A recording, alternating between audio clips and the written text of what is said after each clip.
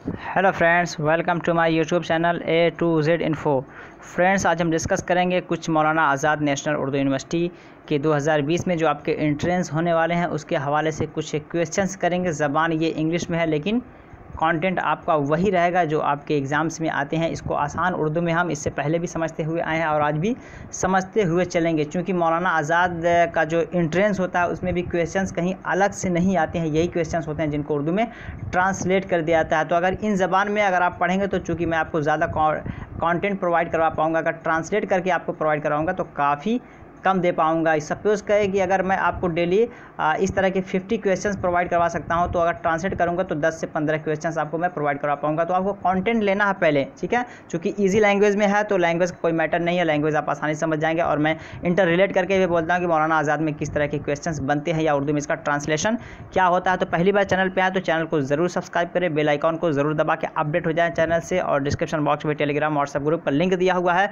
वहाँ से आप मेरे साथ ज्वाइन हो सकते हैं, ताकि जब भी क्लास होती है या फिर कुछ एजुकेशनल वीडियोज़ होते हैं मैं डालता हूँ ग्रुप में या अपने चैनल पे, तो उसका नोटिफिकेशन आपको मिल जाता है या इन्फॉर्मेशन उससे रिलेटेड मैं ग्रुप में प्रोवाइड करवा देता हूं। तो वहां से आप इजीली इसे हासिल कर सकते हैं। और मानू से रिलेटेड 22-23 प्रैक्टिस सेट भी बनाए जा चुके हैं, मैं बना दिया हूँ। जनरल पेपर जो आपके होंगे 50 क्वेश्चंस के, उसके भी बना दिए हैं। और वो जनरल में उसमें जो उर्दू के हैं या फिर जो आपके कह सकते हैं कि एसएसटी के हैं, वो टोटल आपके उर्दू एसएसटी के जो ऑनर्स हैं उनके लिए फुल्ली वो कारगर हैं। तो वो ज़रूर देखें और देख के अपनी तैयारी अच्छी करें। तो उनको देख लीजिए। और वो कहाँ मिलेंगे उसके हवाले से एक वीडियो भी बना दिया गया। डिस्क्रिप्शन बॉक्स में आपको एक लिंक प्रोवाइड करवा दिया गया ब्लॉगर फॉर PDF करके, वहाँ भी डायरेक्टली क्लिक करके आप जा करके अंदर आपको वहाँ पे होम पेज पे आपको सर्च का एक आइकॉन मिलेगा, वहाँ पे जो पार्ट आपको चाहिए, जो सेट चाहिए, वो सर्च करके वहाँ से आप निकाल सकते हैं। तो आज स्टार्ट करेंगे हम क्वेश्चन नंबर 66 से, क्योंकि 65 तक के क्वेश्चन सॉल्व कर दिए हैं और 66 से आज टोटल हम 15 क्वेश्चन करेंगे, ज़्यादा नहीं करेंगे,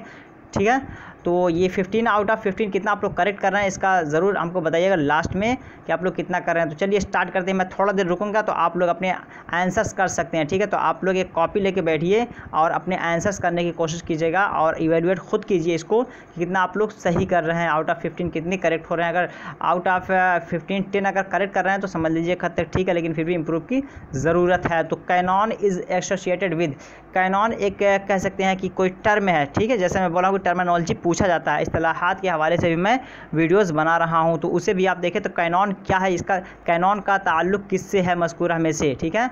इसको उर्दू में बनाएंगे तो कैनॉन का ताल्लुक़ मज़कूरा में से किससे है। आपके ऑप्शंस यहाँ पे कैरम है, बिलियर्ड्स है, स्नूकर है या गोल्फ है। तो यहाँ पे क्या होगा, आप लोग आंसर अपने टिक कर लीजिए। तो यहाँ पे बिल्कुल जो कैनॉन का जो सही होगा वो यहाँ पे हो जाएगा, मुतालिक है बिलियर्ड, यानी ऑप्शन बी। तो ऑप्शन बी यहाँ पे बिल्कुल सही हो जाएगा। 66 का ऑप्शन बी सही हो जाएगा। बिलियर्ड क्या है, बिलियर्ड एक तरह का ये क्या नाम है, गेम है, ठीक है, जिसमें प्लेयर्स होते हैं, खेलते हैं। तो बिलियर्ड ये एक तरह का गेम है। तो ये कैनॉन जो टर्म है, जिस तरह ऊपर देखे थे ड्यूस देखे थे, गैम्बिट देखे थे, तो गैम्बिट हमारा चेस से था, ठीक है। और इस तरह के टर्म्स हैं। तो यहाँ भी एक टर्म से पूछा जा रहा है, टर्मिनोलॉजी। तो ये कैनॉन है और ये आपका बिलियर्ड से ताल्लुक़ है। तो इसे आप देख लीजिए, जनरल वाले भी देख लें और जो ऑनर्स जिनका SST है वो देखें, गोया कि सब लोग देख लें किसी भी सब्जेक्ट से करने जा रहे हैं, इसलिए कि 10 नंबर का आपका यहीं से कवर होगा। तो 10 नंबर बहुत मायने रखता है, 10 नंबर को इग्नोर करके आप मत चलिए प्लीज़, ठीक है। 67 नंबर देखते हैं। Headquarter of international monetary fund is located at, ठीक है। IMF का फुल फॉर्म क्या है, इंटरनेशनल मॉनेटरी फंड, ठीक है। और अगर इसको उर्दू में देखेंगे तो कह सकते हैं कि मतलब आलमी देखभाल, आलमी निगरानी फ़ंड कह लीजिए या आलमी निगरानी ख़जाना, चूँकि इसको ट्रांसलेट नहीं करेगा, इंटरनेशनल मॉनेटरी फंड ही दे देगा या फिर IMF ही दे देगा, ठीक है। तो हेडक्वार्टर को समझने की ज़रूरत है। हेडक्वार्टर को बोलते हैं सदर दफ्तर, आप लोग नोट कर लीजिए इसे। हेडक्वार्टर को बोलते हैं सदर दफ्तर, लोकेटेड के मतलब वाक़ई है, ठीक है। इंटरनेशनल मॉनेटरी फंड का सदर दफ्तर कहाँ पर वाक़ई है, ये आपका उर्दू बन गया मानू के हवाले से। बिल्कुल इसमें कोई तब्दीली नहीं होने वाली है। अगर ये मानू में आ रहा है आपके B.Ed एग्जाम में तो ऐसे ही तर्जमा आएगा। सुन लीजिए, 2 मरतबा वीडियो को देख लेंगे तो आपको ना PDF की ज़रूरत है ना आपको रटने की ज़रूरत है, बल्कि कॉन्सेप्ट क्लियर हो जाएगा। और देखेंगे तो आंसर बिल्कुल आप करेक्ट मार देंगे। तो क्या होगा, वाशिंगटन, जेनेवा, पेरिस या लंदन। तो इसका सदर दफ्तर बताना है, हेडक्वार्टर बताना है। तो 67 का करेक्ट आंसर क्या होगा, कहाँ पे है इंटरनेशनल मॉनेटरी फंड। यहाँ पे होता क्या, इंटरनेशनल मॉनेटरी फंड जो आपका है ये एक तरह का जो पूरे दुनिया का, ठीक है, फंड होता है किसी ऑर्गेनाइजेशन को लेकर, वो पूरा इसको मैनेज करता है, ठीक है। पूरी दुनिया के जो फंडिंग है कि मतलब किसको किस, अगर इंटरनेशनल, जिस तरह यूएनओ का क्या काम है, यूएनओ का काम क्या है कि that works properly relation between one country to another country to maintain the harmony, मतलब मेंटेन द सिग्निफिकेंस वैल्यू, कि उन दोनों के दरमियान एक ख़ास से ताल्लुकात या रिश्ते बनाने का काम करता है यूएनओ। तो इसी तरह ये भी इंटरनेशनल मॉनेटरी फंड है, इसका भी एक तरह का सहमति का काम करता है। तो इसका हेडक्वार्टर कहाँ पे है? इसका हेडक्वार्टर आपका बिल्कुल ये वाशिंगटन जो है अमेरिका में, यहाँ पे सही हो जाएगा, ठीक है। तो जो लोग अभी तक लाइक नहीं किए प्लीज़ वो लाइक तो कर दें एक बार, और जो लोग बाद में देख रहे हैं फिर वो लोग भी लाइक कर दें, इसलिए कि काफ़ी मेहनत करके आपके लिए कंटेंट लाया जा रहा है, कम से कम लाइक तो कर दिए, लाइक करने में क्या जाता है, ठीक है। Headquarter of NATO is located at, तो हेडक्वार्टर ऑफ, मतलब हेडक्वार्टर आप समझेंगे कि सदर दफ्तर कहते हैं। NATO क्या है? NATO को अगर तर्जमा हम देखते हैं या फिर इसका फुल फॉर्म देखते हैं तो आपका हो जाएगा, ये हो जाएगा नॉर्थ एंटार्कटिक ट्रेटी ऑर्गेनाइजेशन, ठीक है। नॉर्थ एंटार्कटिक ट्रेटी ऑर्गेनाइजेशन ये एक तरह का मुआहदा है, ठीक है। नॉर्थ एंटार्कटिक ट्रेटी ऑर्गेनाइजेशन ये मुआहदे की एक तंजीम है। अगर पूछेगा कि NATO क्या है, मुआहदे की तंजीम है या कोई फंडिंग मरकज़ है, तो ये मुआहदे की तंजीम है, ये मुआहदा करता है दोनों के दरमियान, एक तरह का ट्रेटी पैदा करता है। तो इससे NATO का सदर दफ्तर कहाँ पर वाक़ है बताना है, वियन्ना है, ब्रुसेल है, या वाशिंगटन है, या फिर जापान है। तो कहाँ पे है इसका 68 का करेक्ट आंसर क्या होगा? 68 का करेक्ट आंसर ये हो जाएगा बिल्कुल, ये आपका कहाँ पड़ता है? ये बेल्जियम में है। कहाँ पे है? बेल्जियम। बेल्जियम क्लू दे दिया हूँ मैं, अब आप लोग अगर पता है तो आंसर सही कर लीजिए। बेल्जियम, बेल्जियम के अंदर कौन सी जगह है यहाँ पे? तो ब्रुसेल जो है बिल्कुल यहाँ पे सही हो जाएगा। Brussels, option B is the correct answer of this question. तो आई होप कि ये आप उर्दू के हवाले से भी समझ गए। अगर इसका पूछेगा नॉर्थ एंटार्कटिक ट्रेटी ऑर्गेनाइजेशन का सदर दफ्तर कहाँ पे है, तो आपका ये ब्रुसेल में है, ये आपका बेल्जियम में पड़ता है, ठीक है। 69 नंबर देखते हैं। 69 में कहा जा रहा है EEC इज़ EEC एक टर्म है, चूँकि मानू में देता है इस तरह, तो ये भी आपको ट्रांसलेट नहीं करता, किसी में भी देगा तो इंग्लिश का टर्म इंग्लिश ही में देता है, ठीक है। तो पूछेगा EEC क्या है? EEC के बारे में ऑप्शन जो दिया गया है, पॉलिटिकल ऑर्गेनाइजेशन यानी सियासी तंजीम, या इकोनॉमिक ऑर्गेनाइजेशन या मतलब माशी तंजीम, ये दूसरा है मिलिट्री ऑर्गेनाइजेशन, ठीक है, फ़ौजी तंजीम, या नॉन ऑफ दी एबव, या कोई नहीं। तो क्या है? EEC। तो थोड़ा सा अगर इसमें आप दिमाग लगाएंगे तो इसका आंसर आप आसानी से निकाल सकते हैं, क्योंकि EEC है तो एक तरह का, और कोई जो EEC है तो इस तरह का कोई भी किसी में भी नहीं है कि जहाँ पे E पाया जाए, ना पॉलिटिकल ऑर्गेनाइजेशन में E है, ना मिलिट्री में E है। अगर E कहीं है तो इकोनॉमिक ऑर्गेनाइजेशन है, ठीक है। तो इकोनॉमिक ऑर्गेनाइजेशन ये बिल्कुल आपका करेक्ट हो जाएगा। इकोनॉमिक ऑर्गेनाइजेशन EEC आपका जो है एक के माशी तंजीम है। तो ऑप्शन बी यहाँ पे सही हो जाएगा।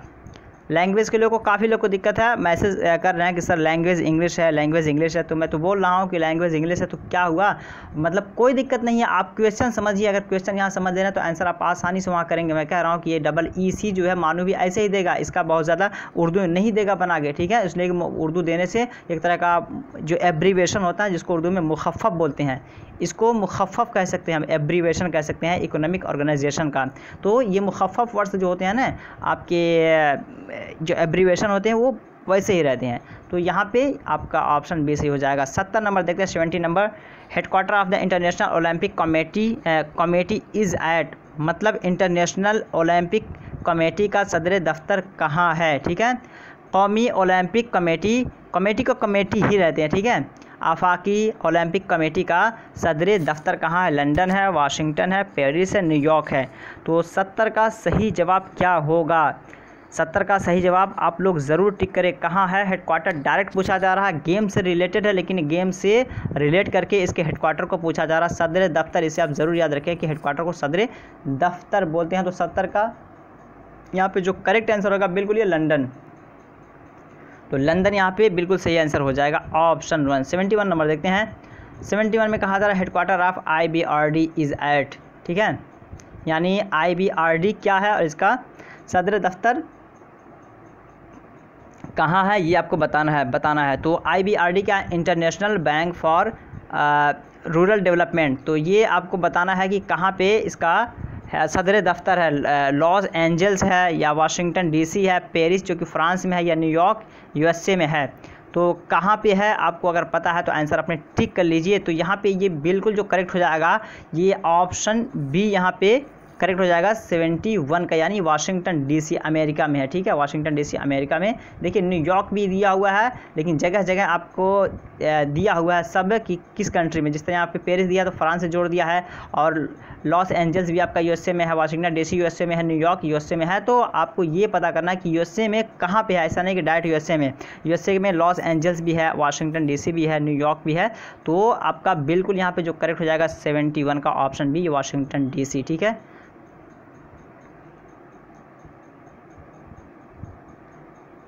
और वाशिंगटन डीसी में मतलब कह सकते हैं कि अमेरिका का, जिस तरह हमारे दिल्ली का सब कुछ मतलब जो कवानीन बनते हैं या जो पार्लियामेंट एक्सेट्रा रूल रेगुलेशन बनाए जाते हैं, उन लोगों का पूरा काम यहाँ वाशिंगटन डीसी में होता है। एक तरह का ये मरकज़ कह सकते हैं इसको। ठीक है, वाशिंगटन डीसी अमेरिका का मरकज़ है। Which organ of the UNO known as the world parliament की मतलब मजलिस अक़वाम मुत्तहिदा, इसको मजलिस अक़वाम मुत्तहिदा 24 अक्टूबर 1940 इसमें आपको बताना है कि यूएनओ मजलिस अक़वाम मुत्तहिदा का मतलब मजलिस अक़वाम मुत्तहिदा में से सबसे ख़ास, ठीक है, किस जुज़ को या कह सकते हैं किस ऑर्गन रुकन को हम मेंबर ऑफ पार्लियामेंट कहते हैं, वर्ल्ड पार्लियामेंट के नाम से जानते हैं। इसको और समझ लेते हैं। विच ऑर्गन ऑफ यूएनओ यानी मजलिस अक़वाम मुत्तहिदा के किस रुकन को हम वर्ल्ड पार्लियामेंट के नाम से जानते हैं। आपके ऑप्शन यहाँ पे हैं सिक्योरिटी काउंसिल, इंटरनेशनल कोर्ट है, वर्ल्ड ट्रेड ऑर्गेनाइजेशन या जनरल असेंबली। ठीक है, तो सिक्योरिटी काउंसिल को सिक्योरिटी काउंसिल ही रखेंगे। इंटरनेशनल कोर्ट को कह सकते हैं कि आफाकी मजलिस, काउंसिल को माने भी मजलिस को होते हैं। ठीक है, वर्ल्ड ट्रेड ऑर्गेनाइजेशन, ठीक है, आफाकी तिजारती तंजीम, जनरल असेंबली। तो क्या है कौन सा एक ऐसा रुकन है यूएनओ का जिसको हम वर्ल्ड पार्लियामेंट के नाम से जानते हैं। ठीक है, आफाकी पार्लियामेंट के नाम से हम जानते हैं। तो 72 का सही ऑप्शन क्या होगा? 72 का यहाँ पे सही जो हो जाएगा जनरल असेंबली। तो जनरल असेंबली यहाँ पे बिल्कुल आपका करेक्ट हो जाएगा। यहाँ पे ये भी बताना चाहूँगा कि जो आपका यूएनओ के जो मेंबर्स हैं उसमें आपके जो परमानेंट और नॉन परमानेंट मेंबर्स हैं, ठीक है, non permanent and permanent members हैं। तो ये आपके टोटल 15 मेंबर्स हैं, जिसमें आपके 5 जो हैं वो आपके परमानेंट मेंबर्स हैं, 10 जो है नॉन परमानेंट मेंबर्स हैं। तो 10 को बार बार बदला जाता है और 5 जो है नॉन चेंजेबल होते हैं। ठीक है, तो ये आपका यहाँ पे कुछ बेसिक इन्फॉर्मेशन है। तो यहाँ पे करेक्ट आंसर क्या हो जाएगा 72 का? 72 का करेक्ट आंसर आपका डी बिल्कुल यहाँ पे सही हो जाएगा, जनरल असेंबली। नेक्स्ट देखते हैं, the current secretary general is Antonio Guterres appointed by the general assembly on 13 October 2016। The general 2016 belong to, ये चूँकि पहले का है तो इसको अगर सवाल बनेगा इसको हटा देते हैं, फिलहाल करेंट को हटाते हैं। ठीक है,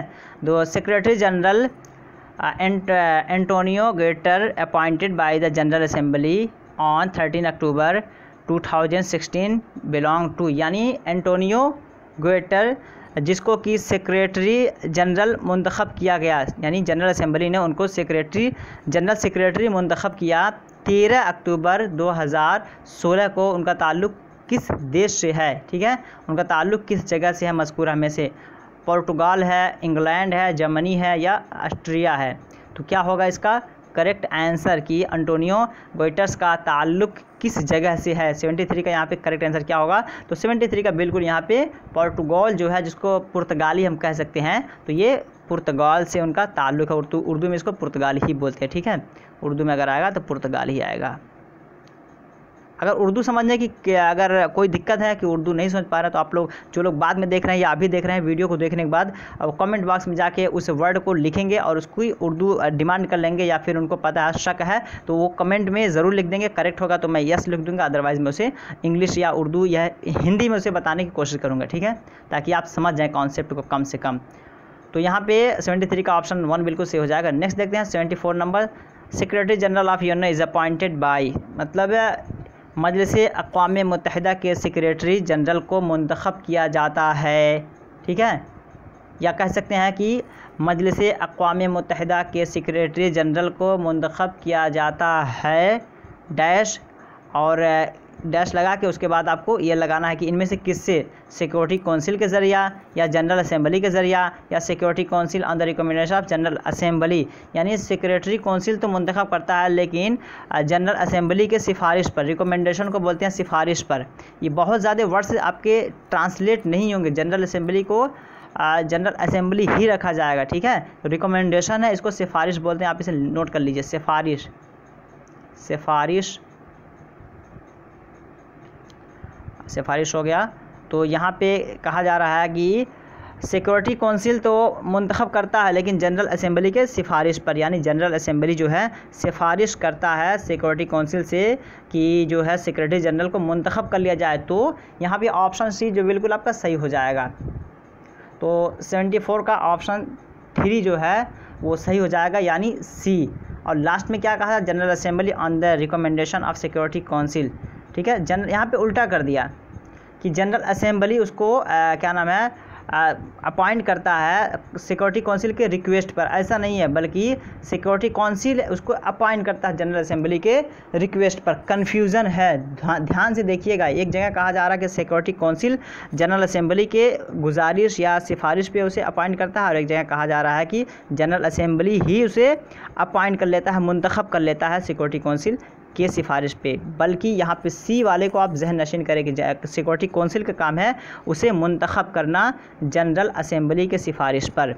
थोड़ा सा ध्यान से देखिएगा, सिक्योरिटी काउंसिल, जनरल असेंबली, वरना आप कन्फ्यूज़न में चले जाएंगे। सिक्योरिटी काउंसिल, जनरल असेंबली, यहाँ पे डायरेक्ट दिया हुआ है दोनों को फर्दर, लेकिन यहाँ पे जोड़ दिया है एक चीज़ को दूसरे से कि सिक्योरिटी काउंसिल तो करता है लेकिन डायरेक्ट नहीं करता है, बल्कि जनरल असेंबली जब रिक्वेस्ट करता है, सिफारिश करता है, तो वो उसको मुंतखब कर देता है, उसको चयन कर देता है, ठीक है।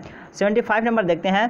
Who was the first Indian 75 में कहा जा रहा है who was the first Indian women to preside over UN general assembly, कि हिंदुस्तान की वो पहली कौन खातून है जिन्होंने मजलिस अक़वाम मुत्तहिदा की पहली जनरल असेंबली की सदारत की, ठीक है। यानी हिंदुस्तान की पहली खातून कौन है जिन्होंने मजलिस अक़वाम मुत्तहिदा की पहली जनरल असेंबली की सदारत की। आपके ऑप्शन यहाँ पे है इंदिरा गांधी, विजय लक्ष्मी पंडित, सुचेता कृपलानी, नजमा हेपतुल्लाह। तो क्या होगा इसका 75 का करेक्ट आंसर?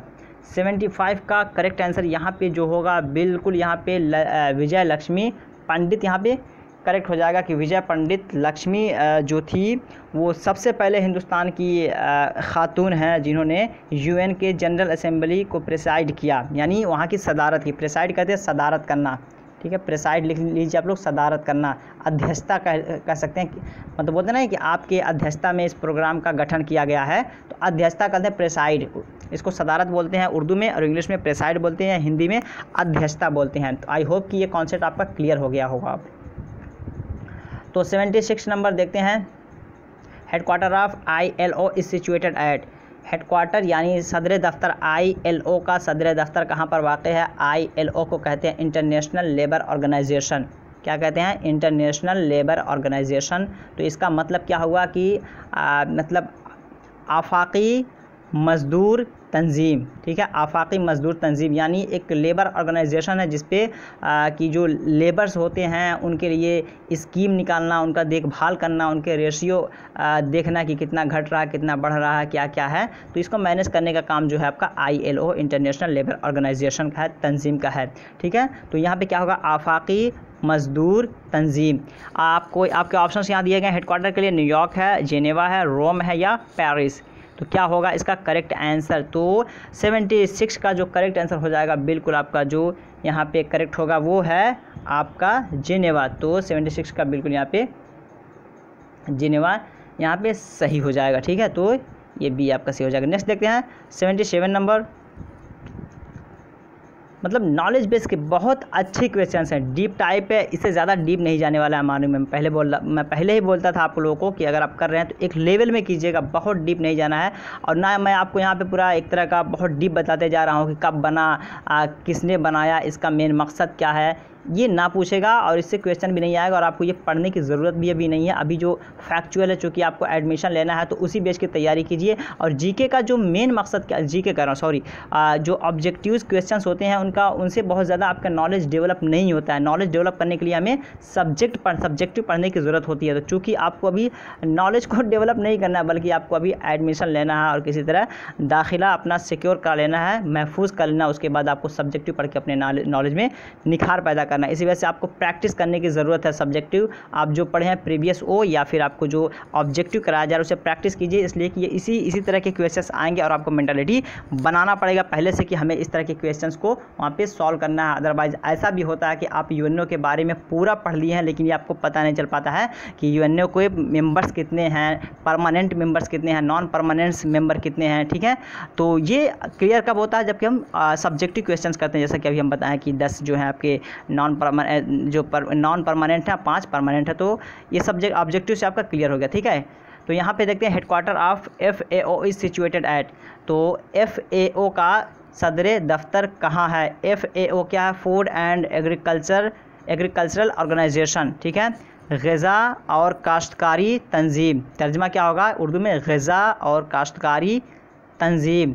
ठीक है, पोषण एवं कृषि तंजीम या फिर ऑर्गेनाइजेशन हो जाएगा, क्योंकि उर्दू में आप तो उर्दू के टर्म्स को आप बिल्कुल समझ लीजिए। ग़िज़ा और काश्तकारी तंजीम पूछेगा, ग़िज़ा और काश्तकारी तंजीम ब्रैकेट कर देगा या फिर FAO दे देगा, फिर उसके बाद पूछेगा कि इसका सदर दफ्तर कहाँ पर वाक़ है। सदर दफ्तर आप समझ गए हैं, सिचुएटेड का मतलब वाक़ है, स्थित जिसको कहते हैं हिंदी में, जिनेवा है, वियन्ना है, रोम है या न्यूयॉर्क।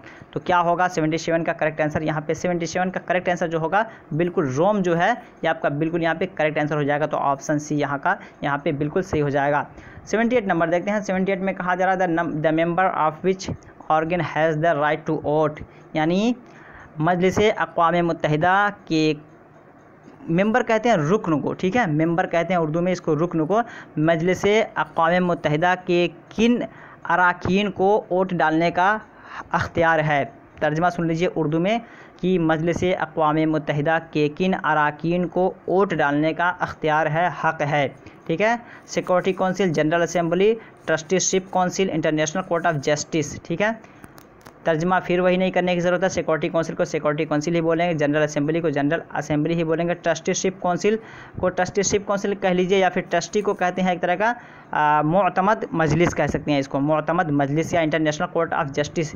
ठीक है, तो क्या होगा इसका करेक्ट आंसर, 78 का करेक्ट आंसर क्या होगा, सिक्योरिटी काउंसिल जो है बिल्कुल वो आपका यहाँ पे करेक्ट हो जाएगा। ठीक है, तो सिक्योरिटी काउंसिल आपका यहाँ पे करेक्ट होगा कि सिक्योरिटी काउंसिल जो कि यूएनओ के ऑर्गन हैं, मेंबर्स हैं, इन्हें वोट डालने का हक होता है। तो यहाँ पे ऑप्शन 1 सही हो जाएगा। 79 नंबर देखते हैं, सेकंड लास्ट। फिर एक बार रिक्वेस्ट करता हूँ कि जो लोग लेट में आए हैं और पहली बार चैनल पे आ गए हैं तो वो अच्छे प्लेटफॉर्म पे आ गए हैं, तैयारी यहाँ से अच्छी होगी। चैनल को सब्सक्राइब कर लें, बेल आइकन को दबा दें, वीडियो को तो लाइक करके ही आप लोग जाइएगा। ये जो लोग ऑफलाइन देख रहे हैं प्लीज़ वो लोग भी वीडियो को लाइक करें, सब्सक्राइब करें, दोस्तों को शेयर करें जो कोई भी एग्ज़ाम्स की तैयारी कर रहे हैं या फिर और भी दीगर एग्ज़ाम्स की तैयारी कर रहे हैं, क्योंकि जो लोग तैयारी कर रहे हैं वो वीडियो को देख कर उनको अंदाज़ा लग जाएगा कि किस तरह के क्वेश्चन है और कहाँ कहाँ उन्हें फ़ायदा मिल सकता है। चूँकि इस तरह के क्वेश्चन है आपको बहुत सारी जगह पे पूछा जाता है, तो उन तमाम जगहों के लिए आप अपने हिसाब से इसको यूटिलाइज़ कर सकते हैं, इस्तेमाल कर सकते हैं, तैयारी वहाँ के लिए कर सकते हैं। काफ़ी आसान क्वेश्चन आ गया 79 नंबर में।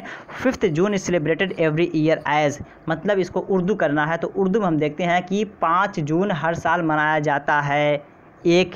ठीक है, किस हैसियत से, या कह सकते हैं कि हर साल 5 जून किस हैसियत से मनाया जाता है, या हर साल 5 जून किस चीज़ के लिए मनाया जाता है। बहुत सारा तर्जुमा हो सकता है, मतलब समझ लीजिए। और जैसे ही 5 जून आएगा, सेलिब्रेशन आएगा, आप वैसे ही आंसर आई होप कि मार देंगे बगैर आगे कुछ पढ़े हुए। ठीक है, बर्थडे ऑफ पंडित नेहरू, ठीक है, या फिर UN डे कह के मनाते हैं, या फिर वर्ल्ड इन्वायरमेंट डे मनाते हैं, लेबर डे। तो क्या होगा यहाँ पे, बिल्कुल सब करेक्ट करेंगे आंसर, इसमें कोई दो राय नहीं, सभी लोग के ज़बान पे रटा हुआ है। 79 का यहाँ पे जो बिल्कुल करेक्ट हो जाएगा वर्ल्ड इन्वायरमेंट डे। ठीक है, वर्ल्ड इन्वायरमेंट डे, आफाकी माहौलियात, आफाकी यौम माहौलियात, ये आपका बिल्कुल यहाँ पे सही हो जाएगा। लास्ट क्वेश्चन देखते हैं आज का, चूँकि हम 15 ही करेंगे और फिर नेक्स्ट टाइम आएंगे तो फिर हम क्वेश्चंस को पढ़ाएंगे। तो 80 number, the latest language to be added as official language of the UN is. तो ये कहा जा रहा है कि मजलिस अक़वाम मुत्तहिदा में आखिरी किस ऑफिशियल कह सकते हैं या दफ्तरी ज़बान को दाखिल किया गया।